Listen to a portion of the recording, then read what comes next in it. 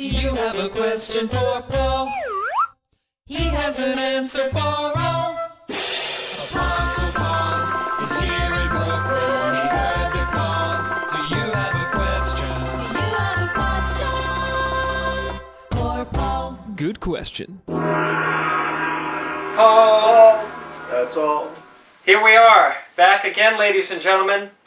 You know how we do here with the Apostle Paul. You write your questions in, and I ask him, and he gives us an answer. And it's season 2, episode 2 of Good Question. Yeah. Well, it might be more. It might be like 5. 3 or 8. Right? Yeah. We're not exactly sure, but there'll be some Roman number. numerals, very confusing. So, how you doing today, Paul? I'm doing great. Great. Yeah, we used to have this girl in class in Cheder, in the Hebrew school. She always wanted to be a rabbi. We told her you can't. But her name was Susie Perillo. And she used to say, Gveit. I'm Gveit. Never forgot. That's pretty funny. Yeah. You can't have a rabbi going around saying Gveit. No, I don't think so. Well, Bad for the image, you know. yeah. You know, giving rabbis a bad name. Right. Susie Perillo. Perillo, Susie Perillo. Perillo. She wasn't a Perillo. tire Perillo, a different Perillo. Yeah. Vate. She was Vate. Well, we have a vague question for you, Paul. Oh, so went Today. from good question to great question, huh? It's great. You know, there are a lot of Christians out there that want to pursue different Hand motion. hand motions. They really want to have at it. Yeah. Well, you know, Puppeteers. going through school, you're trying to figure out what you want to do, and what we're getting at is, what should Christians think about the sciences? Should Christians stay away from the sciences? Because isn't it a requirement? You have to believe in evolution from the apes. Well, now, see, this is a good question. It's even a great question. Susie Perillo would definitely... Susie Perillo wrote in with this question. You know, I suspected that when you said great question. There's the irony in the whole thing. Ironing. What is that? Well, that's When you press your something clothes. Susie did. Oh. Well, I'll tell you something. This is a question that we do talk about in heaven.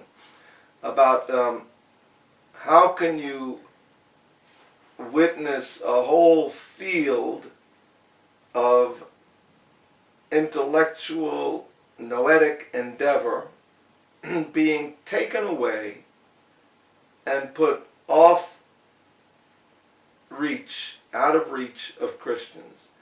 Now, it's one problem is the contemptuous arrogance of those who appoint themselves the keepers of the gate and say that Christians are not allowed into these fields. That's one problem. The other problem is the foolish Christians who accept that. Now, you begin by recognizing when the Lord Jesus was raised from the dead, before he ascended to heaven, he said to his apostles, who told me what he said, that all authority in heaven and on earth has been given to him, and then therefore they should go and baptize and teach.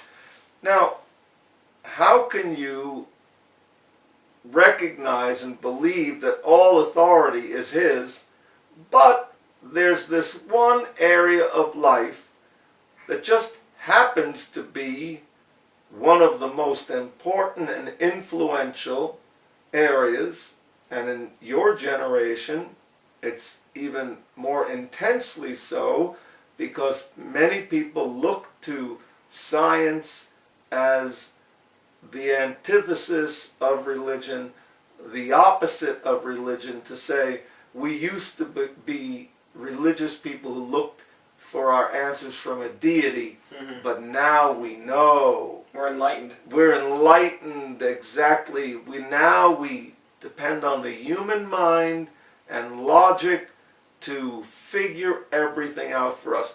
So in a generation such as this, for Christians to buy into that off-limits sign that's put up by unbelievers is just like somebody coming over to your house, taking your money, and then telling you, you may not touch this money. It doesn't belong to you. But that doesn't make it so. Just because some clown says it isn't, doesn't mean it isn't. And by saying that the sciences are off limits to Christians is not only preposterous, but historically it's laughable. This thing with Galileo in the church is so blown out of proportion, and it's iconic at this point, where your generation simply buys into it, that the Christian church is anti-science, and that those brave souls, here again we got the priestly role for these scientists, which is very interesting because you see that you even give them the garb of a priest.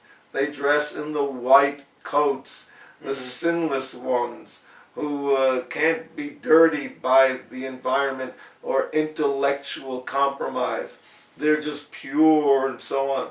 They're sinners and they're clowns and they're some nice guys, but they're just people. Take away the coats and they're just people. Now, these scientists are operating on presuppositions just as you are and I am. Everybody lives according to presuppositions.